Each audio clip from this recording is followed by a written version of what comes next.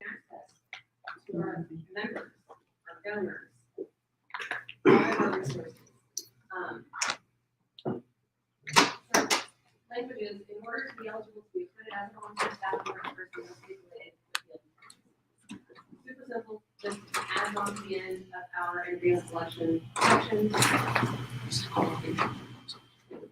Second.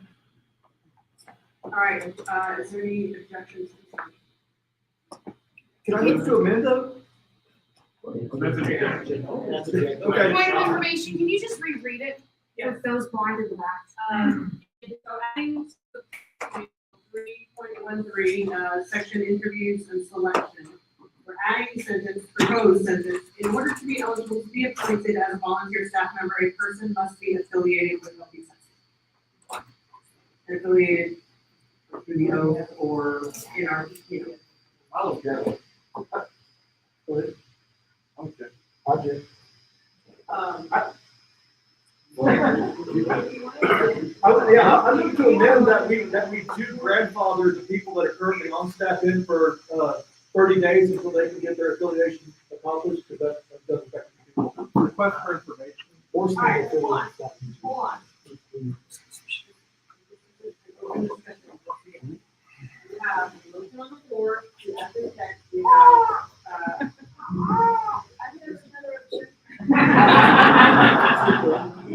We have, we have an amendment already, and that amendment is to,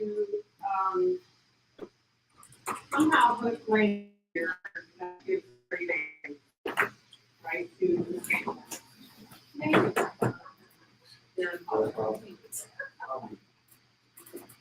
All right, was there a second to that amendment? I have a point of information. Okay, hold on, I need people to stop talking at me.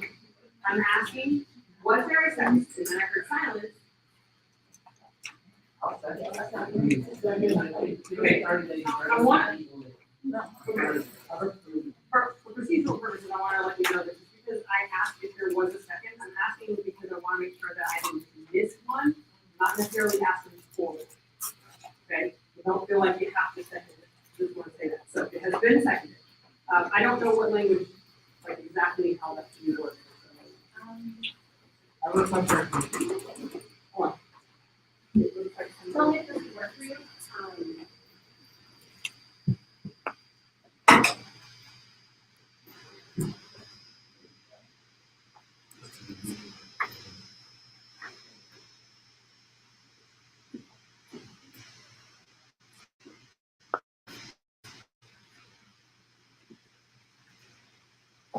That works for us, yes, David. I have all the hands up, I've got everything. Okay, so I want to point out that at this point, if I'm going to speak, you're speaking on or against me, or against me. Not for the original. For the amendment. All right, so, there was a second for the amendment. Is there objection to the amendment? Objection. Okay. Mr. Pollock, you can speak to this because we need to speak something further.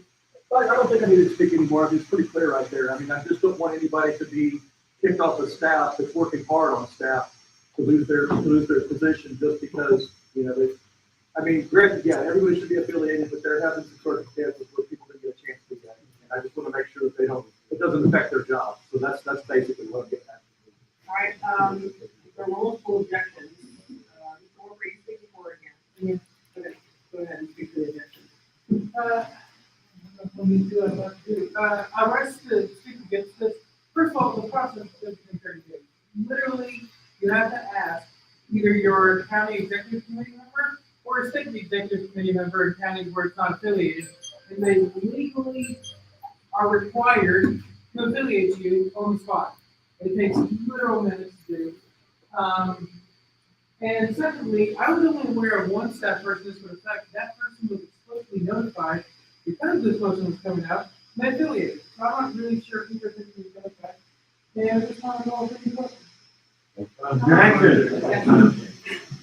I don't know if that was time, maybe, but either way, time is, was that time? Okay, the time is expired and all questions have been asked. So, is there any objection? Objection. All right, Okay, so we want to move to a vote. The question. All pending questions. We're moving to a vote. So all of the questions right now are the amendment first, which is to add the 30-day grace. And then when we're finished with that one, we go to the main motion, which is to add this to the policy. So that they have to affiliate. Okay, so, The question for me is interrupt. Mr. Ford, is it, I just have a simple question. Do we have anybody currently as a volunteer who's not old enough yet to vote? Madam Chair, real quick. is there objection here from Mr. Pankey? I'm just letting everybody know, time's expired, so the question, all questions are automatically called unless there's a motion to extend. Correct. So, we're back to voting. At this point, we are first on, the amendment, which is the 30-day grace. Are we doing a call? Or are we doing? Well, the time expired. Madam Chair. Madam Chair. No. But if there's like extension, Alright, so we're voting on this amendment. And time is expired, so let's vote. All in favor of this amendment, which is adding the 30-day grace to the motion? All in favor of the 30-day grace amendment? Okay, all votes? Alright. Now we're back to the main motion, which is to add this.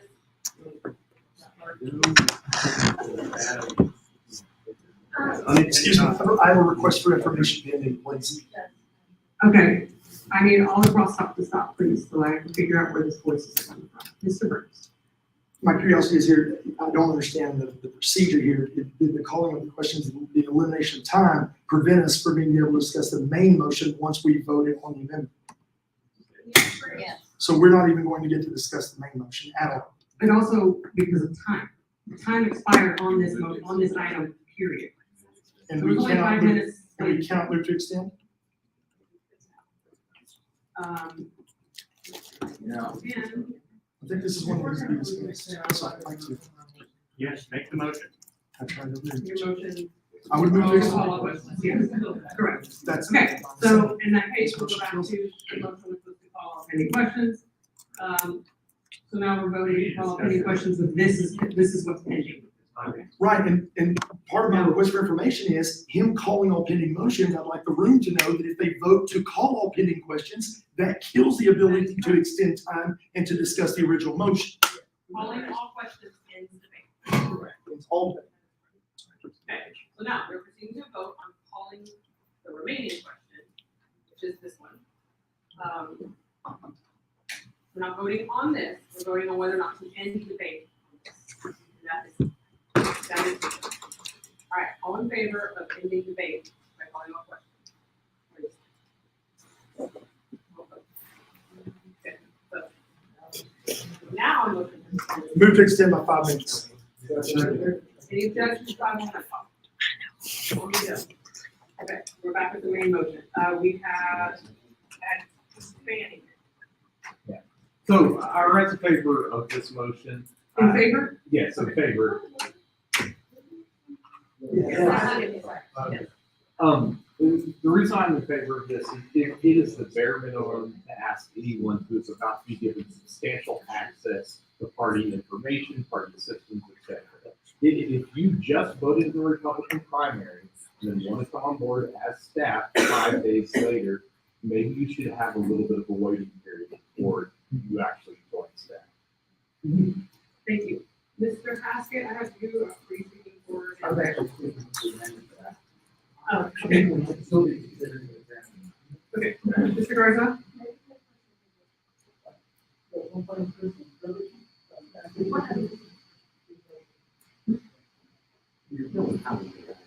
What do you mean?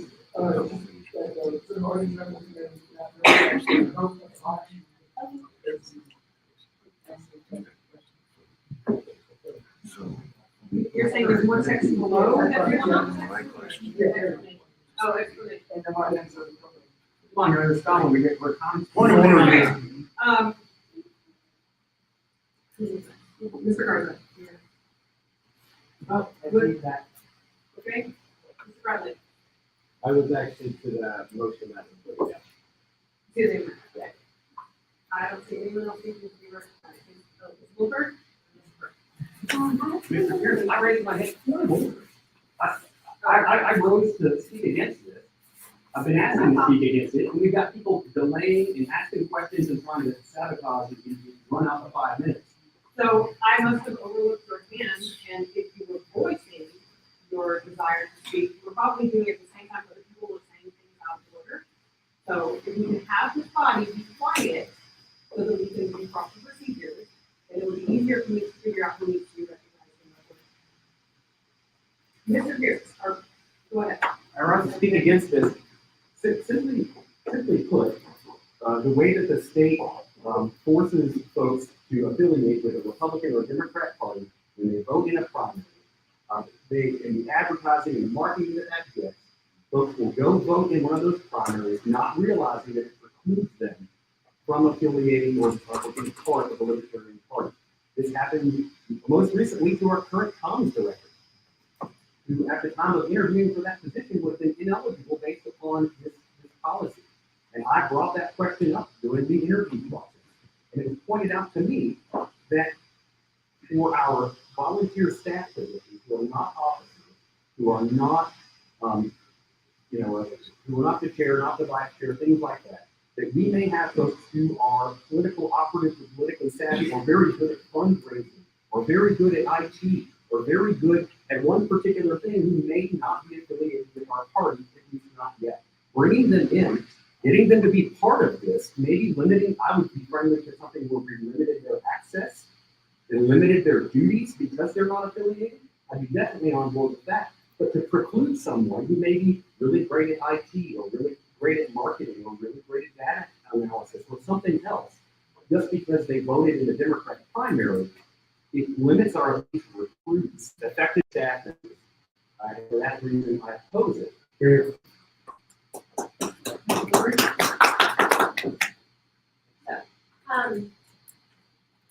First thing is a point of information, and then I do actually have to maybe that. There is a provision in here that would require us to immediately kick off staff who did not currently affiliate. So would you share understanding that this isn't going to kick off staff members? This is from the point of adoption. So that settles that. Additionally, we did look at the affiliation status of all our staff. So,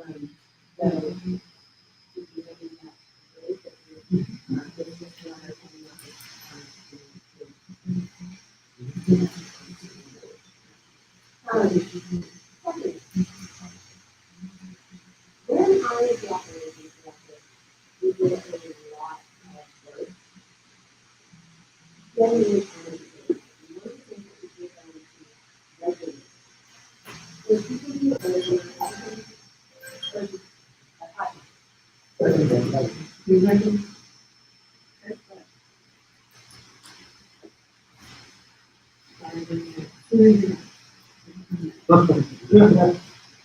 So we regularly had issues where people would go to the Republican primary and realize this.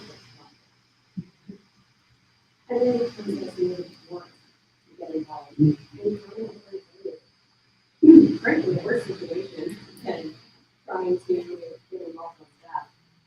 And we created a method by which during that very short 8-month window, where they're not eligible to affiliate with us, they can still participate. Creating this policy does not preclude people from participating at their county level as staff, not appointed staff, but helping out the people who are already there. This does not stop it. What it does say is that we value the smallest 2-minute effort that it takes to affiliate when they are affiliated. Not going to stop it. For information, is the term volunteer staff defined within our bylaws, so that it has a limited, a defined, because it is defined into what is and what is not volunteer staff. And would it include, for instance, commission fundraising? So I'll let you answer that question because you signed a document saying that the community said that you want So is that, you're saying you don't want to answer my question? No, I. I'm just saying it's smarter than All right, we're not gonna have the crosstalk. The way I understand your question is, number one, how do we define volunteer staff? And if this is limited to volunteer staff, does it also apply to commissioners? That doesn't answer the question, I'm not sure what the policy is, that's gonna burn us a lot of time. But your question is well taken. I will let you sort it out for yourself. Everybody can look up the policy. Mr. Burns? Yes. I rise to speak vehemently against this. We do plenty of gatekeeping on social media. We run plenty of libertarian purity tests out there. And I kind of have to ask, what's next? Are we gonna not take money from Democrats or Republicans? I mean, look, here's the thing. One of the most effective libertarians for us that's not a libertarian is our attorney. If we put this policy against who we hire, we wouldn't have had an attorney because our attorney's a Democrat. And if we want to talk about the sensitive information that our volunteers have access to, homie's got access to all kinds of stuff here. So my point here is, I'm not saying we shouldn't have purity. I mean, I don't want a Democrat to walk in the door and be on our bylaws committee or what have you. But I mean, if we happen to find, and I get that there are no examples of this now, but if we happen to find a good volunteer that's in that 8-month window, or that is thinking about it, and they happen to be really good at a certain task, we're gonna say, oh, we'd love to have you, but you gotta become a libertarian first, and then we'll let you in. Are we really gonna put that in front of them? Or are we gonna open the door and say, hey, welcome to our world, let's have a discussion about this while we got you working on the newsletter because you're good at formatting HTML? Okay. How welcoming are we? All right. Thank you. Mr. Westbrook? Right,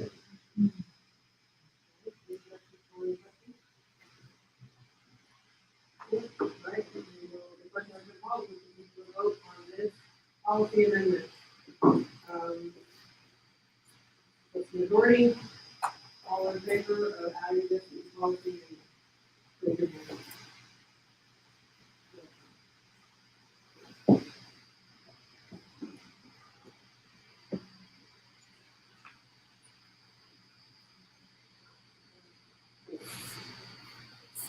Twenty-five. 26. All opposed.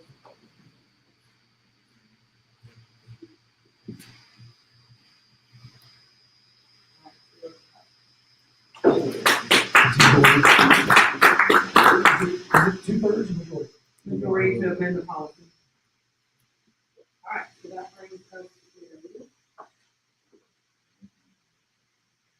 next item, also presented by Ms. Wilford, policy changes regarding staff interview care.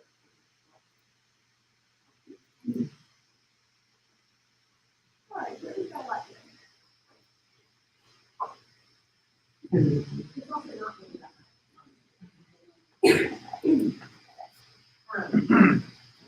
So, as it stands, the three-person interview panel that we have established for selecting county sheriff's board staff members requires that everyone on the interview panel agrees unanimously to make a public meeting. And then we final approve the chair and vice chair. Keeping in the part for final decision from the chair and vice chair, this simply removes the unanimity requirement. And then additionally, that's going to change, it's proposed to change in both the staff selection and the provisional county employment process. There's another amendment there that is actually to just the county section regarding who can be on the interview panel. Basically, it expands it. It's currently an officer, the affiliate coordinator, or a select member if the affiliate coordinator is not established, and any selection members. The amendment to this would make it the affiliate support coordinator. The applicant's select district representative or an officer, if their district representative available, or there isn't one. And any other select member or county chair. The first one, I've been doing a lot of reviews for both of these, and I love it, thoroughly enjoy it. But I'm also a bit stricter on who I think should be appointed than it seems like quite a few people are.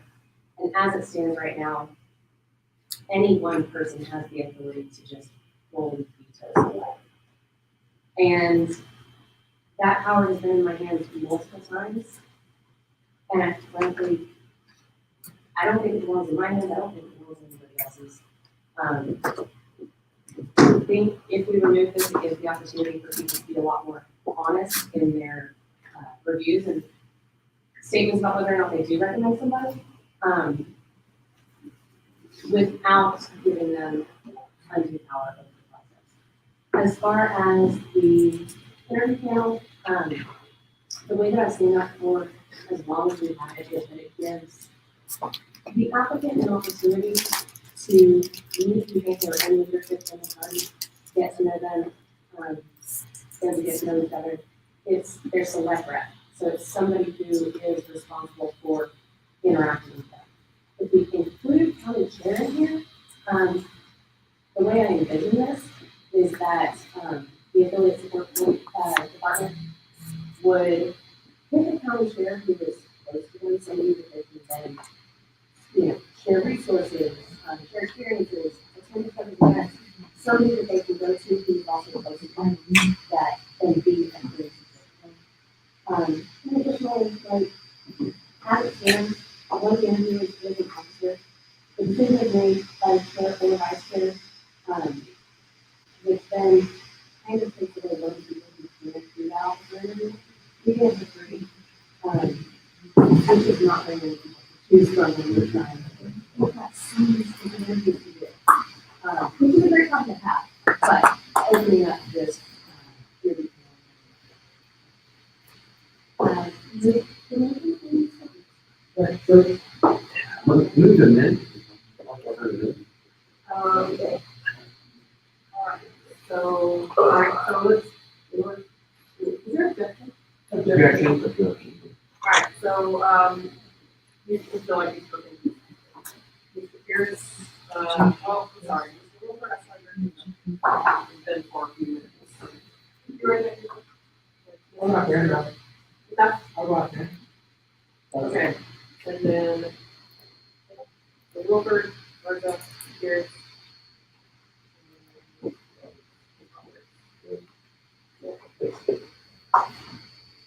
Okay, so I actually am already committing in 1 minute as well. Discuss the position of the secretary and motion on Discord, so my motion is, move to amend the motion by inserting the word, any member of the committee is appointed before the word with the following decision from the chair or vice chair in both sections 3.3.2, 3.1.2.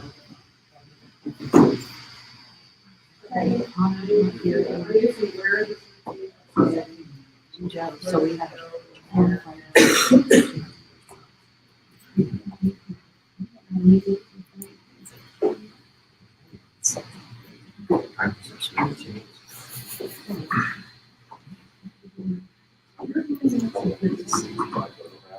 Everybody's waiting to see what's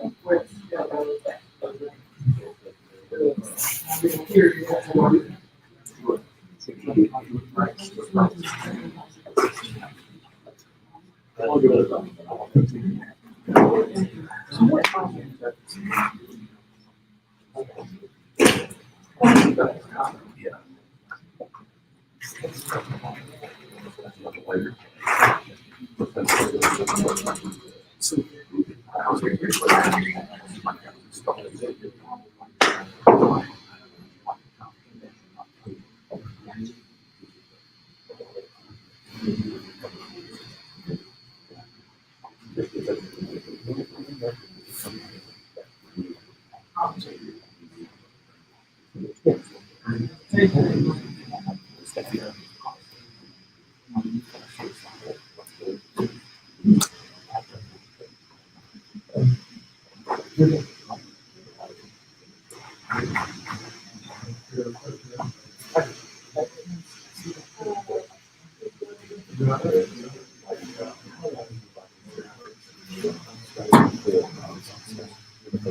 don't have a rule for that. Let's figure out. We'll make that. Like,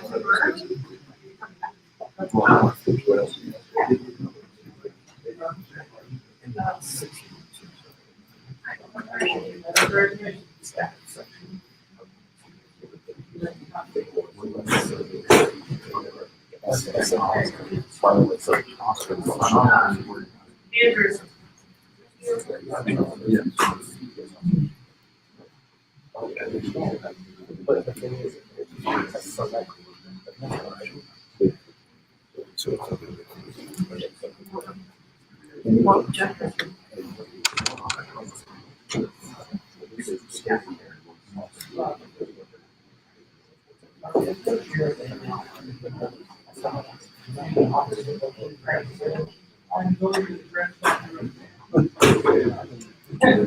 Okay, so, is it clear now textually what Ron is proposing?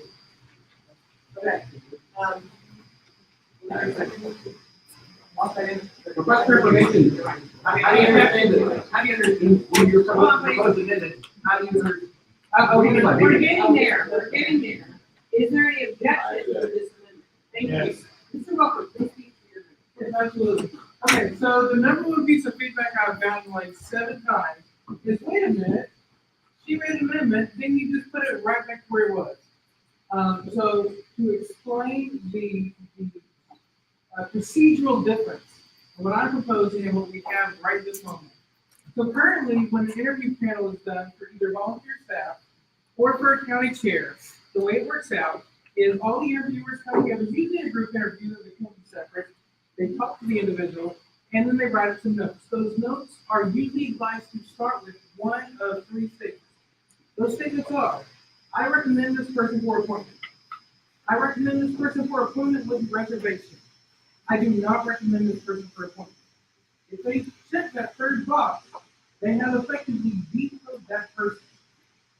So, there can be many situations in which somebody does not explicitly recommend somebody for appointment, but they don't want to go so far as completely blocking. To give an example, somebody went out to their department, let's say I did, I went out to my department and I recruited somebody. We had an interview panel and somebody had an issue with this person. But they said, you know what, that's John's department. If John wants that person for their department, even though I have issue with them, I'm not gonna tell him how to run his department. County chair, similar situation. Somebody, one of these select reps knows how to recruit somebody in their county. I don't know if they're gonna be a great county chair. I don't think they're not libertarian. I don't think they're gonna be like terrible, but I don't recommend them as a county chair. But the select rep went out and recruited them. And I'm gonna let them have the road they want to go out and populate these counties. So what this would allow someone to do is to write very honest interview notes. Hey, I talked to this person, I think they're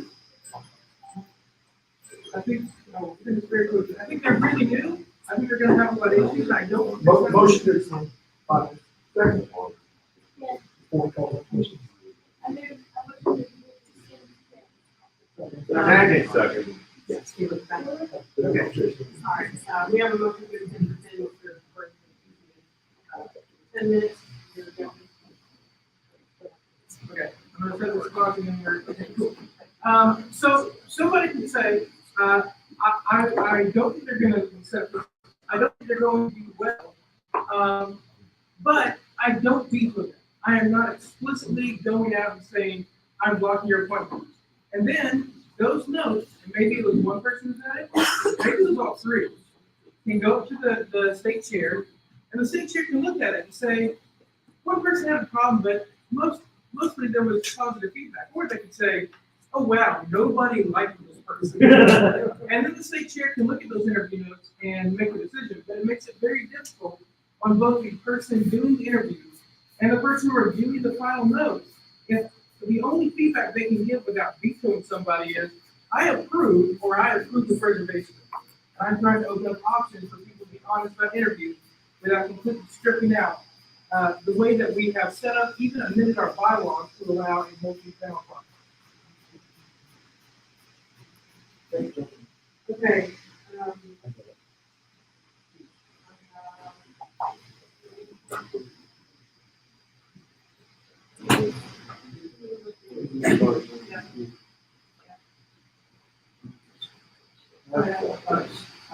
I move to call for a roll call vote on the final amended motion.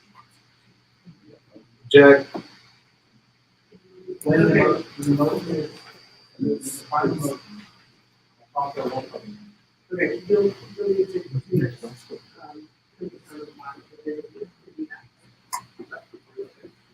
all right, Mr. Ford?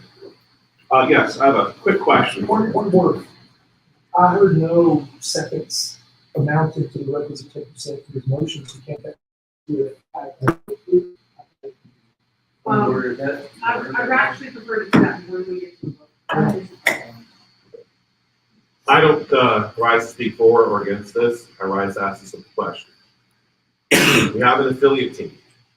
Would those people on the affiliate team kindly stand up? Thank you very much for your work. For those people on the affiliate team that were consulted about this rule, please remain standing. If you were not consulted on the affiliate team, have a seat, please. No more questions for me. Mr. Burns? I don't have to speak against this. I mean, I applaud the effort. There's been a couple of times in several years that this whole single person on the foyer with veto power kicked in. And I kind of feel like in a couple of cases it might have been malicious. And we didn't get a county chair, and he wasn't the greatest, but should have been given a chance, in my opinion.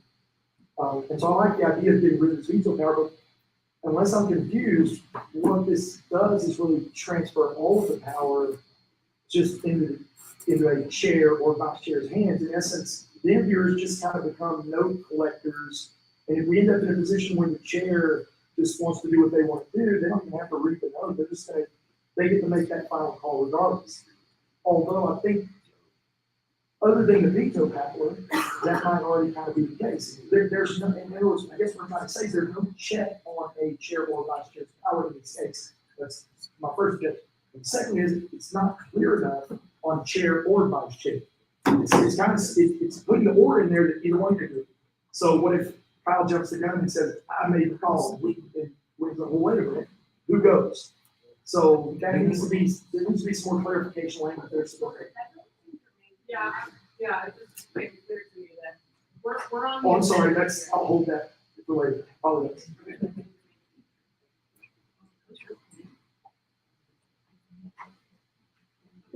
Is the amendment in green? Yes. Yeah, green's green. We're discussing the veto power. But you're speaking for it, and you're speaking against it, and I think what you're speaking against is the amendment puts the veto back in.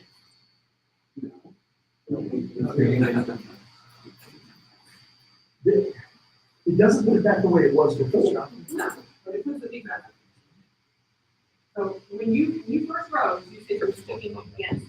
Oh, no, it can go back in, because either way, as long as the vote at the end will be with my issue. Okay. By the time it's said, so it doesn't really matter whether I'm speaking for or against. All right, I'm gonna add you to the future next. I just want to point out that I can't say whether I'm speaking for or against the amendment, so I need to say what I'm gonna say. The way it exists right now, not only do the three panelists basically hold a great deal of power in their hands, because as we figured out, one person of those three can take the chair, okay, regardless of what the chair would want to do. The other thing is that if they're all unanimously agreed on something, the chair, it's just what's the word I'm looking for here? It's just a formality, yeah, it's just rubber stamping. So the chair really doesn't have anything to say in there at all. Because even if I were to conduct an interview, or my portion of the interview, or the chair is, it doesn't matter, it's rubber stamping. And if one person of that three decided they didn't want him, but I would have been the fourth person who thought it was great, then I have no power there either. I do see what you're saying about. But currently you do have veto power because you're one of the four requisite in the clause. Your Final approval. True. I basically take what everybody else has already said. I don't get to be a fourth vote. But doesn't final approval Madam mean Chair. disapproval as well? Madam Chair. I don't think so. Okay. Perhaps it's up for interpretation, right? That's what we're doing here. That's wrong.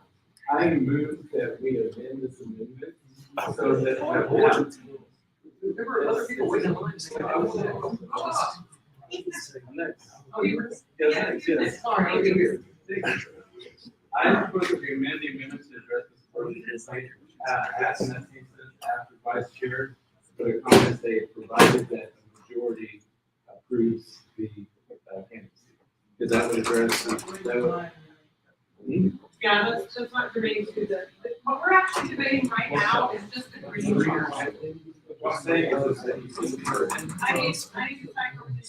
My understanding, Mr. Burns' objection is that if all three veto it, the chair would still have the ability to push that through the chair. What's that like? That's right there, that would, if there were a majority, would still approve it. Actually, the word veto means no, actually no. Veto means this is over, this is done, there are no more chances. So technically, if we're sticking to the true meaning of the word veto, Yes. it's dead. It dies as soon as someone vetoes it. By one. Even, yeah, it never even gets to me. So. Then I rose against it. Okay.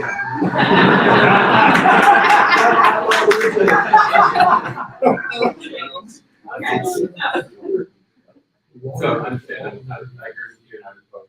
Okay. All right, so we are back to the green part.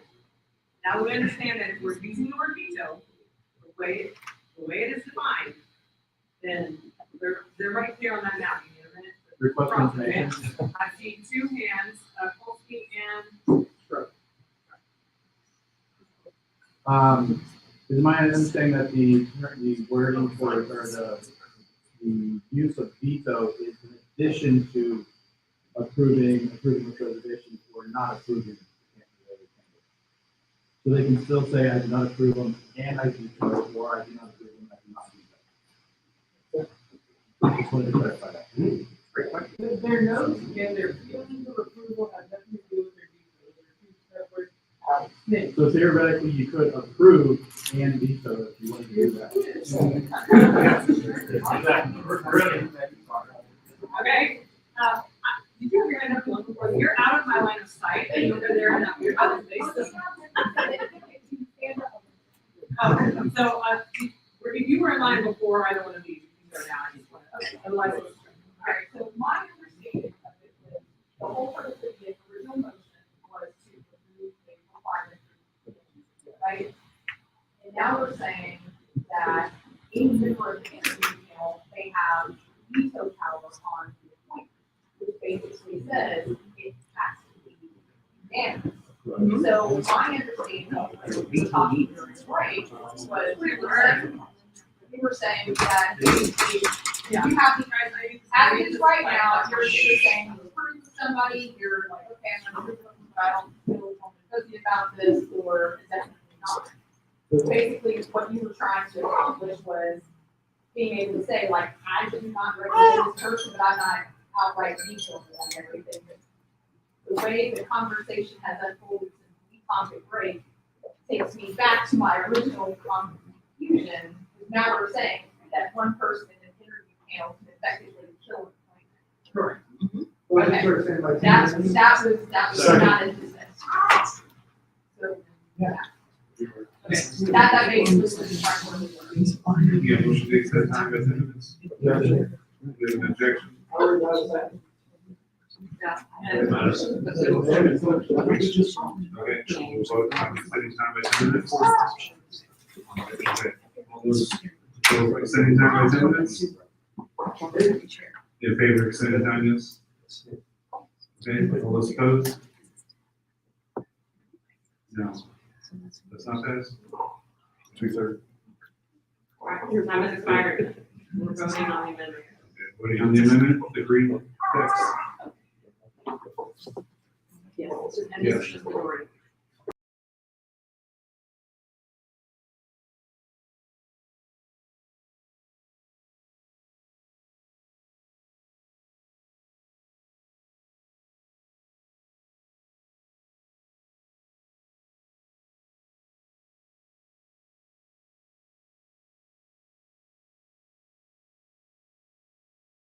The original motion. You know, I'm opposed to